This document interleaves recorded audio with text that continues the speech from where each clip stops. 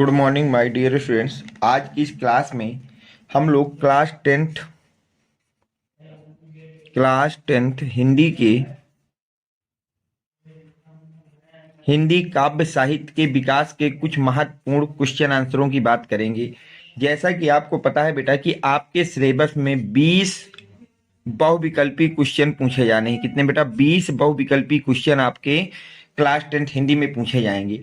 इन 20 में से बेटा आपके पास लगभग 8 क्वेश्चन ऐसे होते हैं, बहुविकल्पी क्वेश्चन होते हैं, जो केवल लेखक के रचना या रचना के नाम से आते हैं कि जैसे आपकी ग्राम गीत ये किसके द्वारा रखी गई है, या जानकी मंगल किसके द्वारा लिखी गई है, तुलसीदास किसके द्वारा लिखी गई है, दोहावली किसके द्वारा लिखी गई है, या निम्न में से डॉक्टर राम वीर भारती द्वारा लिखी गई कौन सी रचना है। तो रचनाओं से बहुत ज्यादा क्वेश्चन पूछे जाते हैं। तो इस वीडियो में हम लोग केवल और केवल बेटा रचनाओं की बात करेंगे कि कौन कौन सी रचनाएं हैं जो आपको पढ़ना चाहिए और आपके लिए काफी इंपॉर्टेंट है। अगर आप इतनी रचनाओं को अच्छे से तैयार कर लेते हैं तो आपके यहाँ से पूरे के पूरे मार्क्स इसके बिल्कुल कंफर्म हो जाएंगे। ये रचनाएं बहुत ही ज्यादा महत्वपूर्ण हैं, इसलिए इनको अच्छी तरह से आप देख लीजिए और इनको पूरी तरह से रट लीजिए, क्योंकि लगभग 8 से 10 क्वेश्चन केवल और केवल बहुविकल्पी क्वेश्चन इन्हीं रचनाओं से पूछे जाएंगे। हम बात करते हैं, आज हम लोग बात करेंगे हिंदी काव्य साहित्य का विकास। किसकी बात करेंगे बेटा? हिंदी काव्य साहित्य का विकास। फिर एक और वीडियो आपको मैं दूंगा जिसमें हम लोग बात करेंगे हिंदी गद्य साहित्य के विकास की। किसकी बात करेंगे बेटा? हिंदी गद्य साहित्य के विकास की। तो आज हम लोग बात करेंगे कवि और उनकी रचनाएं। जैसे पहली है बेटा एकांत संगीत, ये हरिवंश राय बच्चन की रचना है। हरिवंश राय बच्चन की रचना है। अगला है उन्मादिनी, ये सुभद्रा कुमारी चौहान की रचना है। उत्तरायण राम कुमार वर्मा की रचना है। उत्तरा सुमित्रा नंदन पंत की रचना है। उजली आग रामधारी सिंह दिनकर की रचना है। गीत फरोश भवानी प्रसाद मिश्र की रचना है। ग्रंथी सुमित्रा नंदन पंत की रचना है। ग्राम्य गीत राम नरेश त्रिपाठी की रचना है। जय द्रथ वध मैथिली शरण गुप्त की रचना है। जानकी मंगल तुलसीदास की रचना है। धर्मवीर जानकी मंगल तुलसीदास की रचना है। ठंडा लोहा अगर बात की जाए तो ये डॉक्टर धर्मवीर भारती की रचना है। तुलसीदास निराला जी की रचना है। दोहावली तुलसीदास की रचना है। निशा निमंत्रण हरिवंश राय बच्चन की रचना है। नील कुसुम रामधारी सिंह दिनकर की रचना है।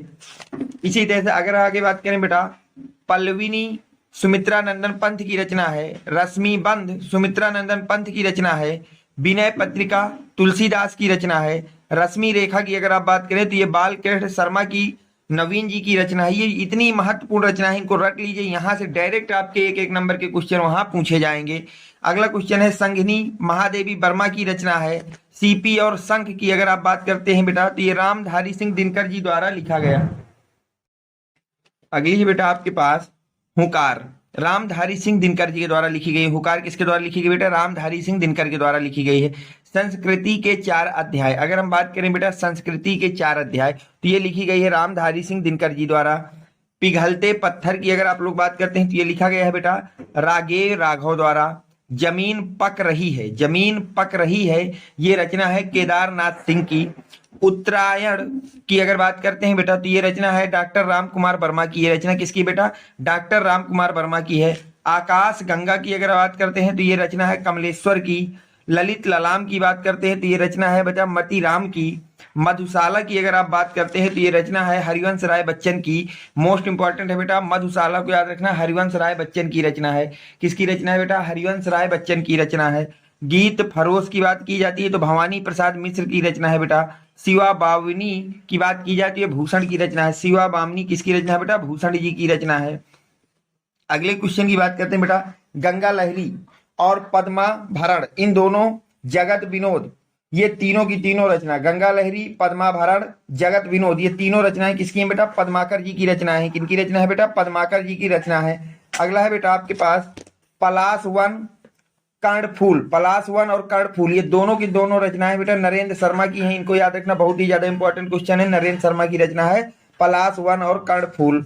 अगला है बेटा कश्मीर सुषमा जो कि श्रीधर पाठक की रचना है। किसकी रचना है बेटा? श्रीधर पाठक की रचना है। अगले क्वेश्चन की अगर हम बात करते हैं तो वो है बेटा नदी के द्वीप।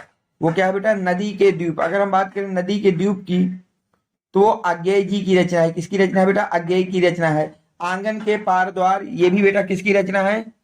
अज्ञेय जी की रचना है। किसकी रचना है बेटा? अज्ञेय जी की रचना है। एक पतंग अनंत से, एक पतंग अनंत से, ये अशोक वाजपेयी जी की रचना है। किसकी रचना है बेटा? अशोक वाजपेयी जी की रचना है।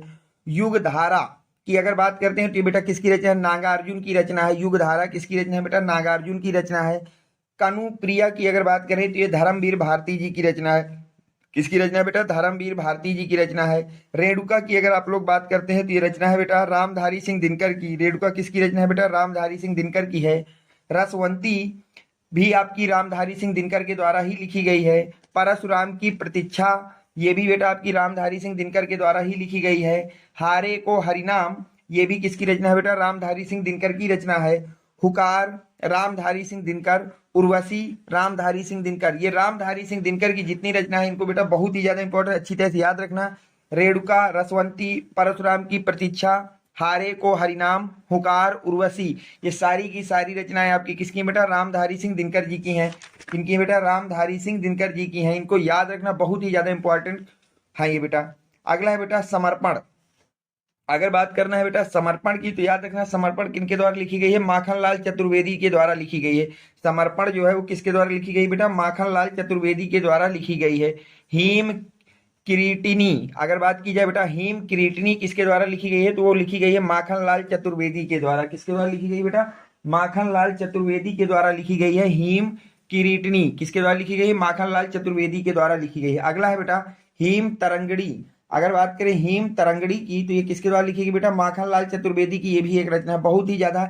हिम किरीटनी और हिम तरंगड़ी दोनों की दोनों रचनाएं हैं माखनलाल चतुर्वेदी की। इसको याद रखना बेटा, मोस्ट इंपॉर्टेंट रचनाएं हैं ये जो आज की इस वीडियो में करा रहा हूं। अगर आप इतनी रचनाओं को अच्छी तरह से पढ़ लेते हैं और लर्न कर लेते हैं तो रचनाओं से जो आपके 8 से 9 क्वेश्चन आएंगे वो बिल्कुल आपके इस वीडियो से आपके पूरे के पूरे श्योर हो जाएंगे। अगले क्वेश्चन की बात करें बेटा तो अगला क्वेश्चन है ग्राम्य गीत। ग्राम्य गीत जो है बेटा राम नरेश त्रिपाठी के द्वारा लिखा गया है। किनके द्वारा लिखा गया बेटा? राम नरेश त्रिपाठी जी द्वारा लिखा गया है। नेक्स्ट है बेटा आपका मिलन। अगर हम लोग बात करें बेटा मिलन की तो मिलन जो रचना है वो राम नरेश त्रिपाठी की है। इसी तरह पथिक, पथिक को भी किसने लिखा है बेटा? राम नरेश त्रिपाठी ने लिखा है। पथिक भी किसकी लिखी है बेटा? राम नरेश त्रिपाठी जी की लिखी है। अनामिका की अगर बात की जाए बेटा तो वो लिखा गया है सूर्यकांत त्रिपाठी या निराला जी द्वारा। सूर्यकांत त्रिपाठी या निराला जी द्वारा लिखा गया है। त्रिधारा की अगर आप लोग बात करते हैं, त्रिधारा तो ये सुभद्रा कुमारी चौहान के द्वारा लिखी गई है। किसके द्वारा लिखी गई बेटा? सुभद्रा कुमारी चौहान के द्वारा लिखी गई है। मुकुल, अगर हम मुकुल की बात करें तो मुकुल भी सुभद्रा कुमारी चौहान के द्वारा ही लिखी गई है।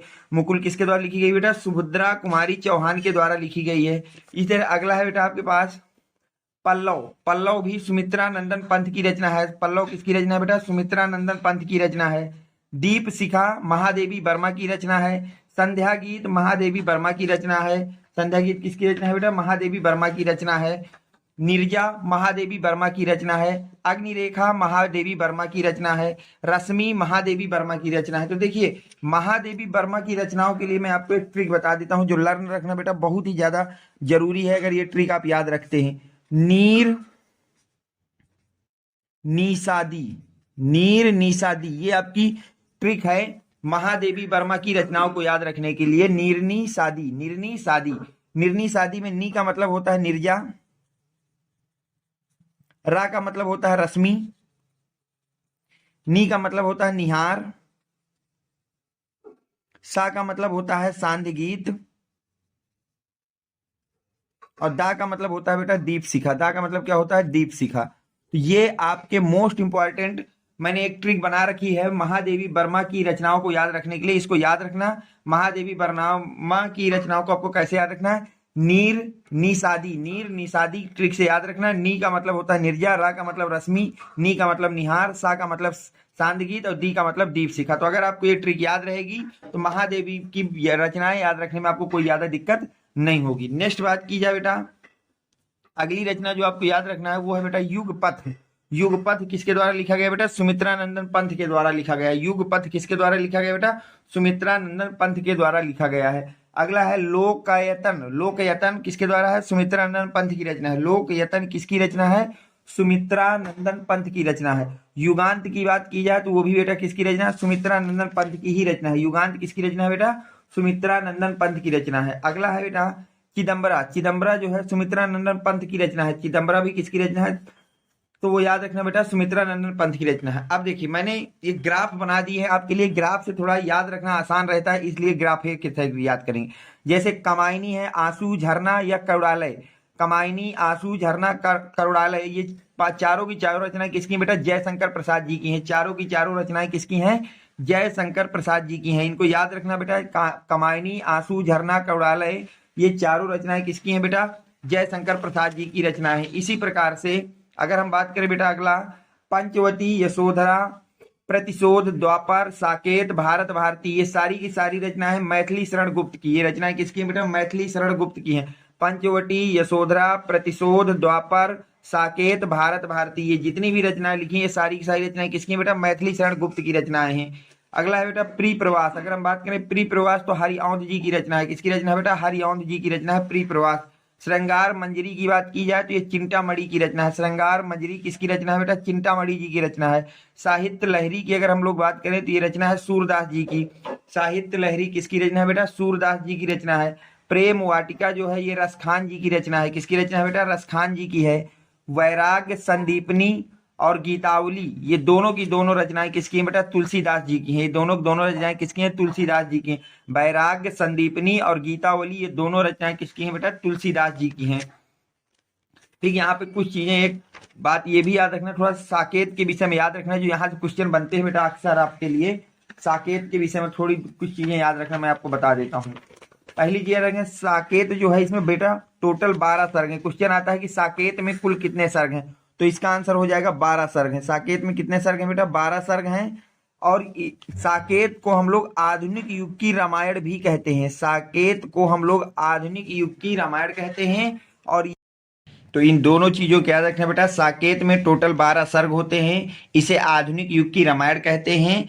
और यह जो है आपका एक राम काव्य है, मतलब एक ऐसा काव्य है जिसमें राम के विषय में बताया गया है। तो साकेत के विषय में ये चीजें याद रखना, क्योंकि यहां से अक्सर क्वेश्चन पूछे जाते हैं।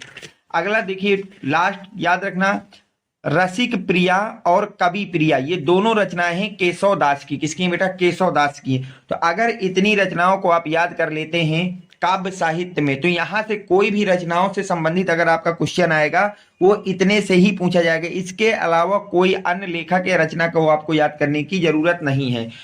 अगर आपको इसका पीडीएफ चाहिए बेटा तो आपको 7880960882, ये मेरा व्हाट्सएप नंबर है बेटा। इस नंबर पे आप मुझको व्हाट्सएप करेंगे, अपना नेम लिख देंगे और क्लास का नेम लिख देंगे, मैं आपको वहां से इसका पीडीएफ प्रोवाइड करा दूंगा। अगर वीडियो आपको पसंद आया हो तो वीडियो को लाइक करें, चैनल को सब्सक्राइब करें। Thanks for watching, next video coming soon.